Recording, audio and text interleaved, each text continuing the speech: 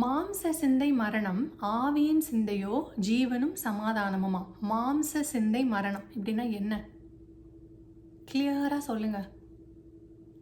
நீங்க உங்களை இந்த உடம்பு, இந்த மனசுன்னு நினைக்கிறீங்கல்ல, இதான் மாம்சம். இதுதானே மாம்சம். வேற எங்க இருக்கு? இதுதான் இருக்கு மாம்சம். மாம்சம் வேற எங்க இருக்கு?